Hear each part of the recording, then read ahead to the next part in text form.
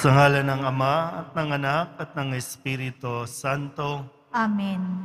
Ang pagpapala ng ating Panginoong Hesukristo, ang pag-ibig ng Diyos Ama, at ang pakikipagkaisa ng Espiritu Santo naway sumainyong lahat. At sumaiyo rin. Mga kapatid, tinipon tayo bilang kaanib ng angkan ng Diyos, kaya dumulog tayo sa maawaing Panginoong nagpapatawad ng lubos. Sinugong tagapagpagaling sa mga nagsisisi, Panginoon, kaawaan mo kami. Panginoon, kaawaan mo kami. Dumating na tagapag-anyayang mga makasalanan ay magsisi, Kristo, kaawaan mo kami. Kristo, kaawaan mo kami. Nakaluklok ka sa kanan ng Diyos Ama para ipamagitan kami. Panginoon, kaawaan mo kami. Panginoon, kaawaan mo kami. Kaawaan tayo ng makapangyarihang Diyos, patawarin tayo sa ating mga kasalanan at patnubayan tayo sa buhay na walang hanggan. Amen. Manalangin tayo. Ama naming makapangyarihan, itinakda mong ang lahat ng mga utos mo ay mauwi sa pag-ibig sa iyo at sa kapwa-tao.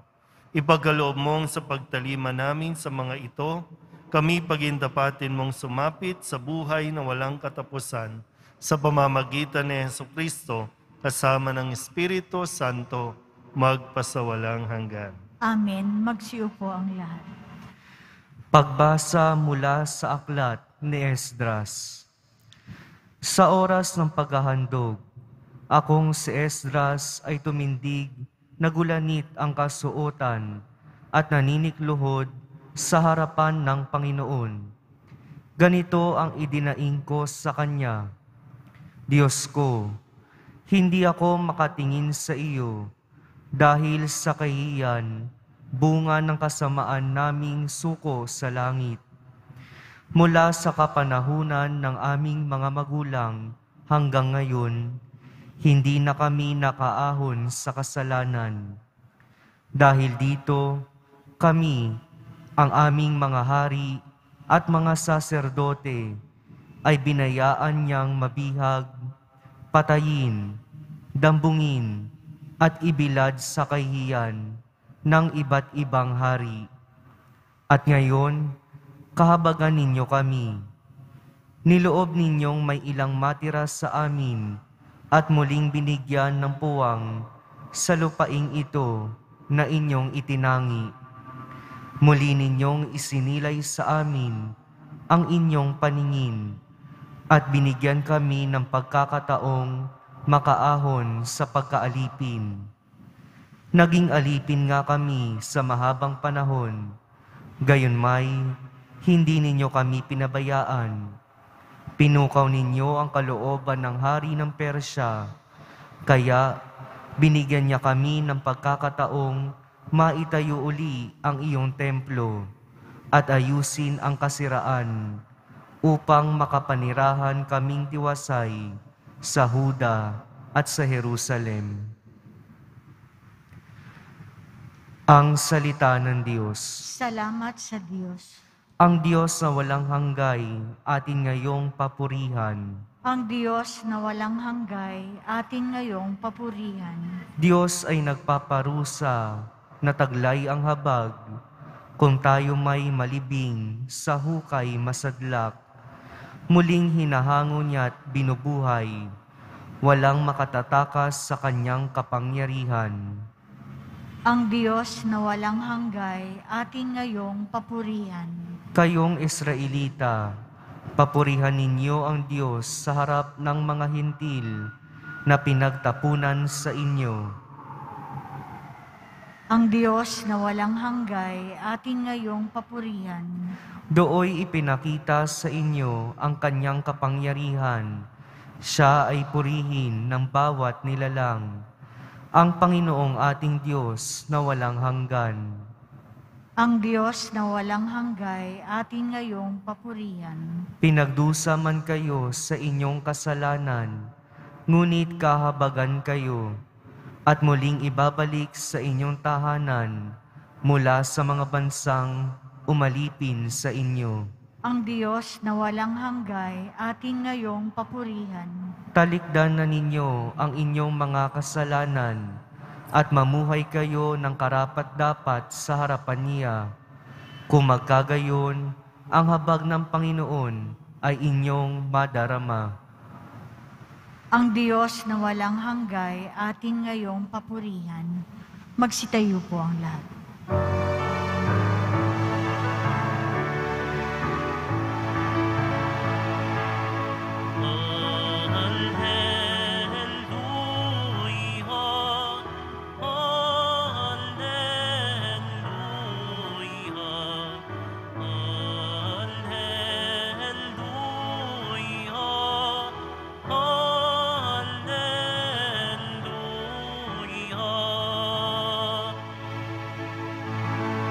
Ang Diyos ay maghahari na. Talikdan ang tanang sala,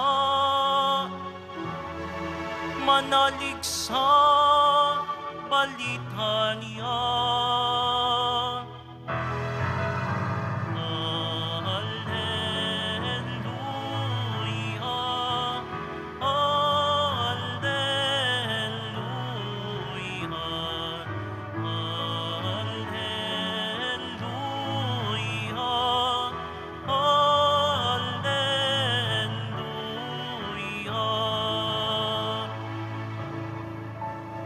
Sumainyo ang Panginoon. At sumaiyo rin. Ang mabuting balita ng Panginoon ayon kay San Lucas. Papuri sa iyo, Panginoon.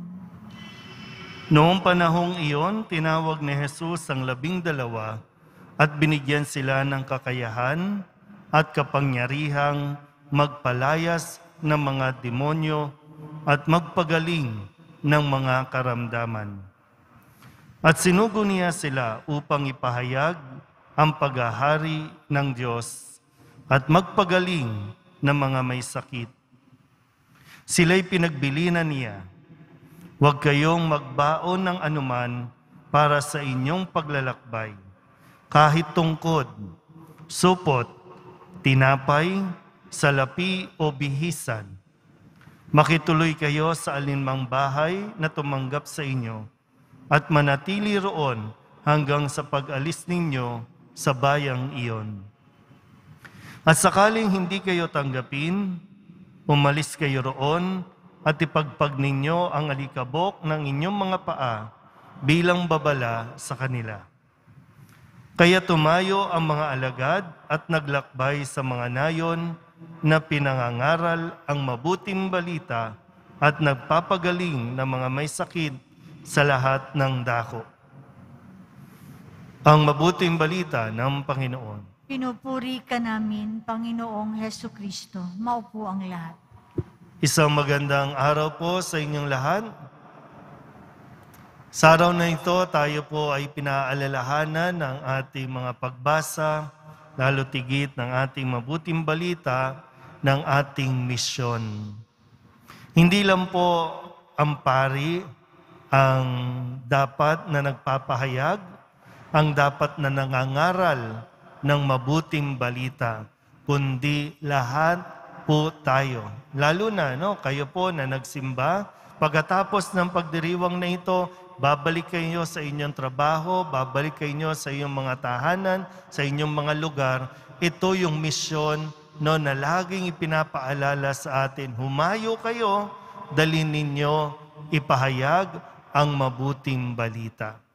Na kailangan natin mulit-muli gisingin ang ating mga sarili, gisingin ang ating mga pagkatao, at kamusta po ba ang pagganap natin sa ating mga misyon?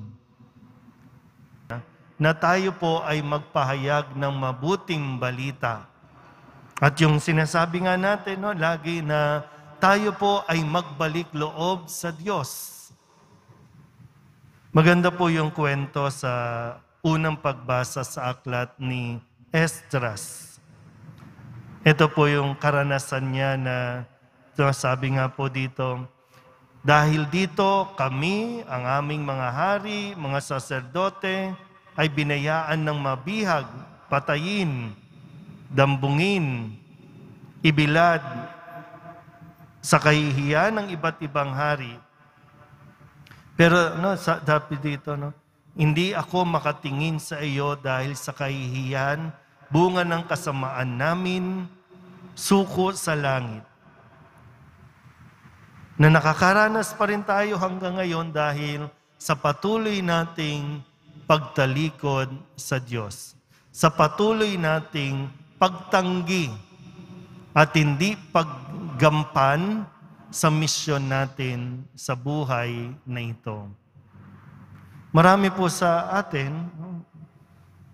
kasi natatakot pong mamatay. Pag tinanong mo, bakit ka natatakot mamatay? Kasi may misyon pa po ako. At madalas ko rin tinatanong, kailan mo ba sisimulan ang misyon na yan? Ang misyon nating lahat, maging mabuti, dahil ang tinanggap natin sa Diyos, mabuti. At ang kailangan natin ipahayag, mabuti. Kasi wala pong mangyayari kung lagi lang tayong kontento na ito lang ako okay na ako, nagdadasal naman ako, nagsisimba naman ako okay na ako niyan.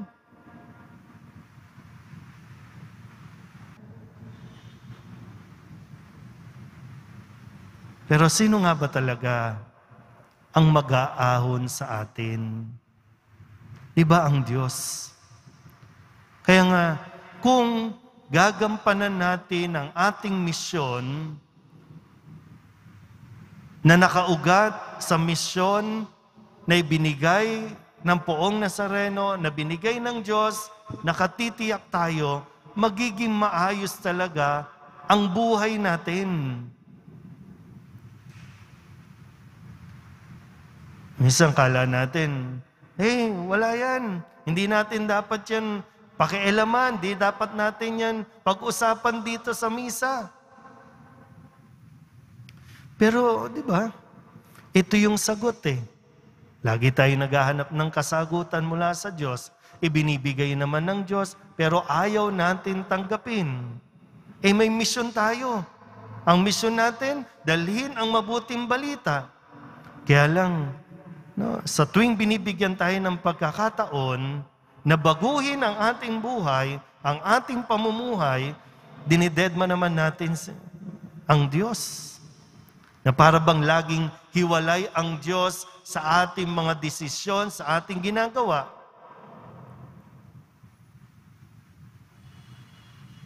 Misyon natin yung pumili tayo ng tamang tao na iboboto.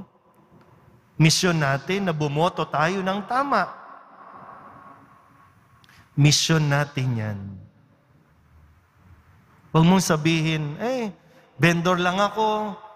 Huwag mong sabihin na, ordinaryong mamamayan lang ako. Huwag mong mamaliitin ang iyong sarili. Huwag mong mamaliitin ang pwede mong i-contribute sa lipunan. Kasi sa umpisa pa lang,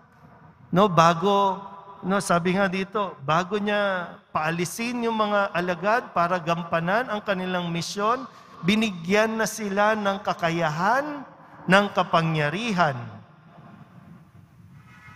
para magampanan nila. Kalakip ang anumang mga pagsubok sa kanilang misyon, matapos nila ito.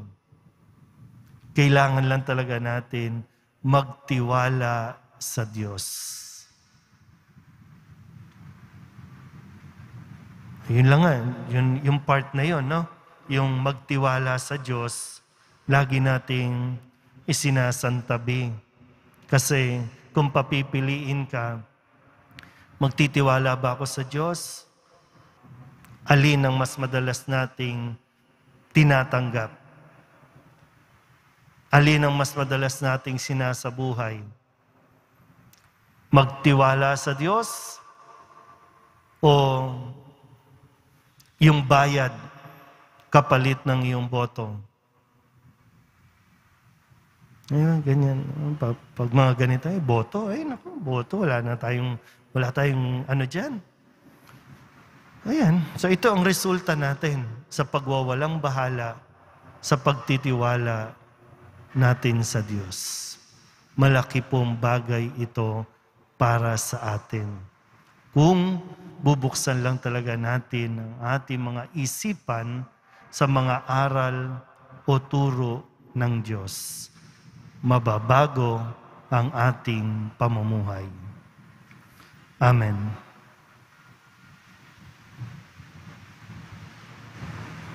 Magsitayo po ang lahat.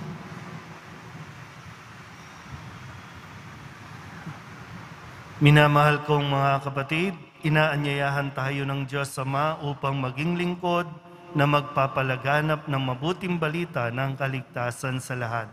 Hilingin natin sa Ama na gawin tayong kapanipaniwalang mga saksi.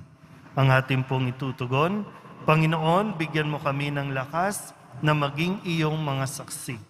Panginoon, bigyan mo kami ng lakas na maging iyong mga saksi. Ang simbahan naway patuloy na mag-anyaya at magsugo ng mga misyonero upang ipahayag ang mabuting balita sa lahat ng bansa at dako. Manalangin tayo. Panginoon, bigyan mo kami ng lakas na maging iyong mga saksi. Ang mga Kristiyano naway maging masigasig sa pagpapahayag ng salita ng Diyos sa mga hindi pa sumasampalataya at hindi pa tumatanggap nito. Manalangin tayo. Panginoon, bigyan mo kami ng lakas na maging iyong mga saksi. Maraming tao nawa ang mahikayat sa pananampalatayang Kristiyano, bunga ng ating makatotohanang pagsaksi. Manalangin tayo. Panginoon, bigyan mo kami ng lakas na maging iyong mga saksi. Ang mga may sakit at mga nabibigatan sa buhay, naway makita ang katangi-tanging pag-ibig at kalinga ng Diyos sa pamamagitan ng pag-aaruga ng kanilang mga pamilya. Manalangin tayo. Panginoon, bigyan mo kami ng lakas na maging iyong mga saksi. Ang mga yumao, naway magbunyi sa walang hanggang kapayapaan. Manalangin tayo. Panginoon, bigyan mo kami ng lakas na maging iyong mga saksi. Idulog din natin sa Panginoon ang ating mga personal na kahilingan at mga panalangin para sa ating mga pamilya. Ganon din ang lahat ng mga misang pasasalamat, special na intensyon at mga kaluluwa na hinihiling na ipagdasal sa misang ito.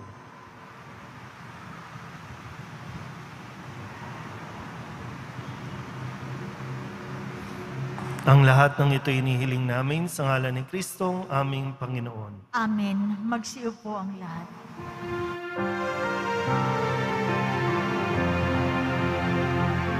Paghahanda ng alay ay narito pon. Ang alat at hinapay dala sa altar mo. Anigo'y magiging tunay, dugo mo't katawan. Aming tatanggapin ngayon, magbibigay buhay. Magsitayo po ang lahat. Manalangin kayo mga kapatid upang paghahain natin ay kalugdan ng Diyos Amang makapangyarihan. Tanggapin nawa ng Panginoon itong paghahain sa iyong mga kamay, sa kapurihan niya at karangalan, sa ating kapakinabangan at sa buong sambayanan niyang banal.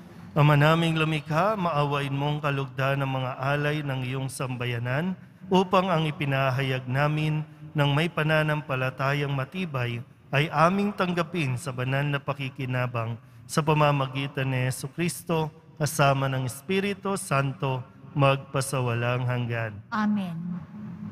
Sumainyo ang Panginoon. At sumaiyo rin. Itaas sa Diyos ang inyong puso at diwa. Itinaas na namin sa Panginoon. Pasalamatan natin ang Panginoong ating Diyos. Marapat na siya ay pasalamatan. Ama naming makapangyarihan, tunay ngang marapat na ikaw ay aming pasalamatan. Sa iyong paglingap at kagandahang loob, ang tao'y nilikha mo at pinangasiwa sa sansinukob. Sa hangad mong siya'y iwastong lubos, siya'y pinagdusa mo sa kanyang pagtalikod. Sa iyong paggiliw, iyong pinahintulot na makabalik siya sa pamamagitan ng Kristo Jesus. Kaya kaysa ng mga anghel na nagsisiawin ng papuri sa iyo, nang walang humpay sa kalangitan, kami nagbubunyi sa iyong kadakilaan. Santo, Santo, Santo, Panginoong Diyos ng mga hukbo, napupuno ang langit at lupa ng kadakilaan mo, o sana sa kaitaasan. Pinagpala ang naparirito sa ngalan ng Panginoon, o sana sa kaitaasan. Magsiluhod po ang lahat. Ama naming banal, ikaw ang bukal ng tanang kabanalan. Kaya't sa pamamagitan ng iyong Espiritu, gawin mong banal ang kaloob na ito upang para sa aming maging katawan at dugo ng aming Panginoong Hesukristo. Bago niya pinagtisang kusang loob na maging handog, inawakan niya ang tinapay, pinasalamatan kaniya, pinaghati-hati niya iyon, iniabot sa kanyang mga alagad at sinabi, tanggapin ninyong lahat ito at kanin, ito ang aking katawan na iahandog para sa inyo.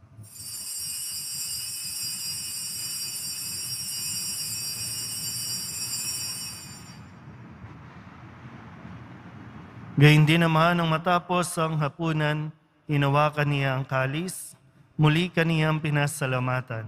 Iniabot niya ang kalis sa kanyang mga alagad at sinabi, tanggapin ninyong lahat ito at inumin. Ito ang kalis ng aking dugo, ng bago at walang hanggang tipan. Ang aking dugo na ibubuhos para sa inyo at para sa lahat sa ikapagpapatawad ng mga kasalanan. Gawin ninyo ito sa pag-alaala sa akin.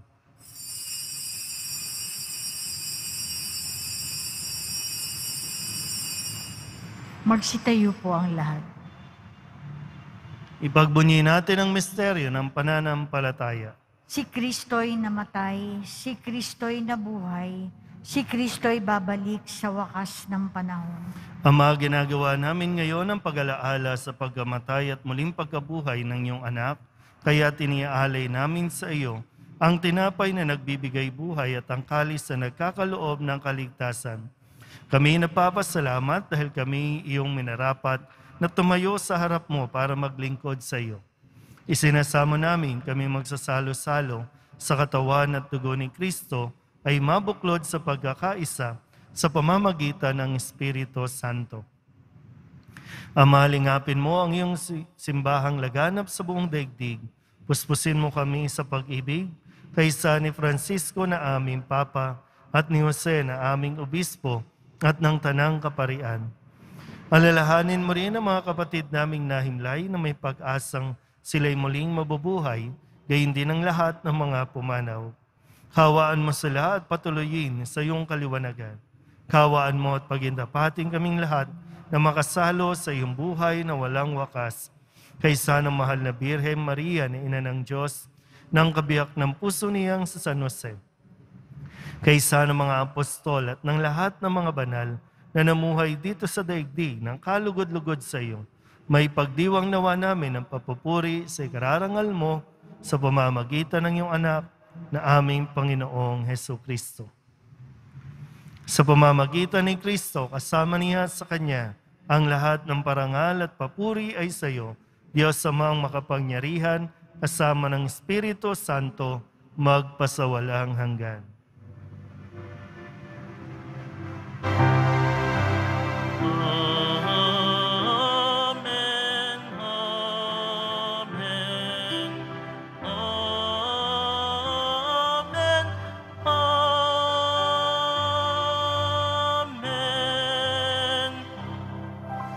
Buong kababahan loob tayong tumawag sa ating Panginoon ng Ama namin.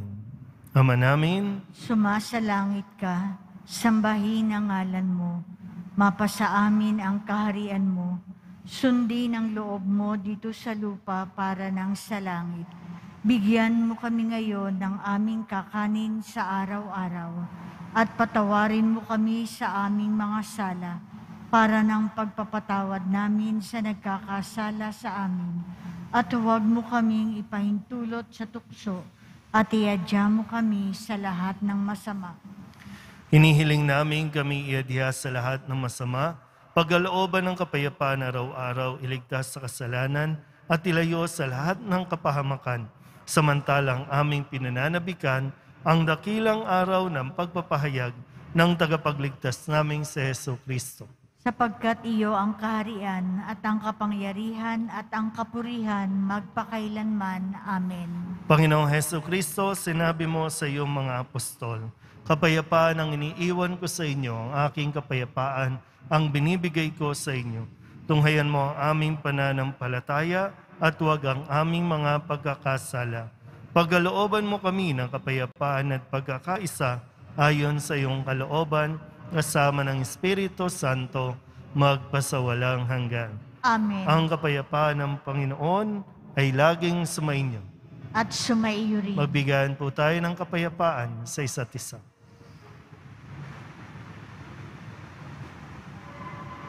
Kordero ng Diyos na nag-aalis na mga kasalanan ng sanlibutan, maawa ka sa amin. Kordero ng Diyos na nag-aalis na mga kasalanan ng sanlibutan, maawa ka sa amin. Kordero ng Diyos na nag-aalis na mga kasalanan ng sanlibutan, ipagkaloob mo sa amin ang kapayapaan. Magsiluhod po ang lahat.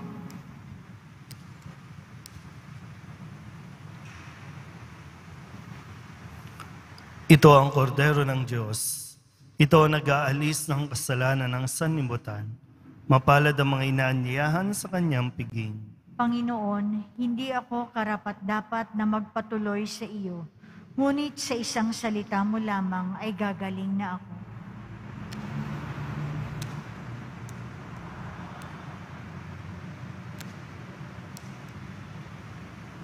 Katawan ni Kristo, Amen.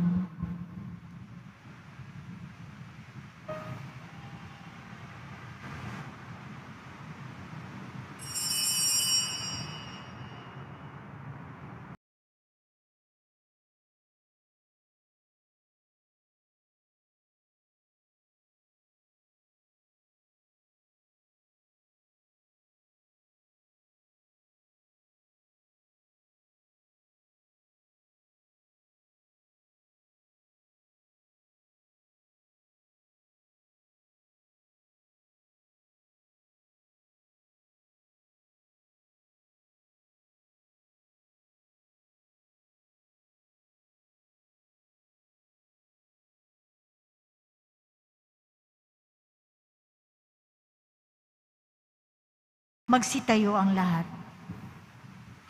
manalangin tayo.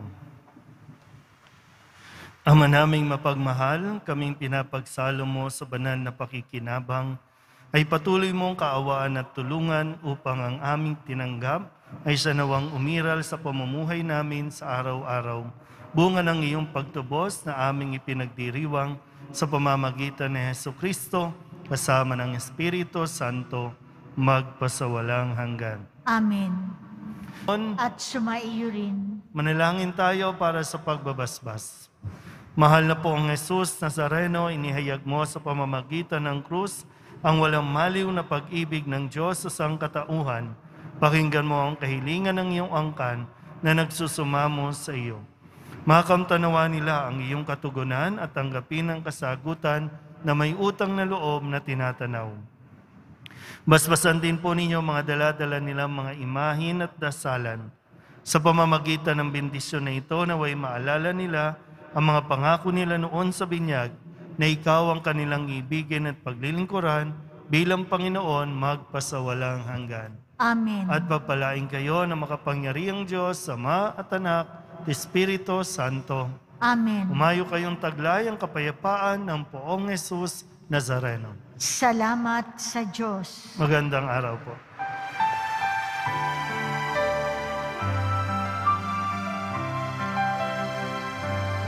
Nuestro Padre Jesus Nazareno, sinasamba ka namin, pinipinto ka namin, araw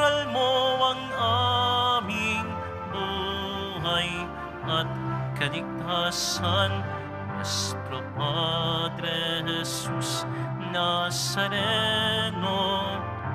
Iligtas mo kami sa kasalanan. Ang krus mong kinamatayan ay sagisag ng aming kaligtasan. Nuestro Padre Jesus Nazareno, dinarangal ka namin. Nuestro Padre Jesus Nazareno, nilulwalhati ka namin.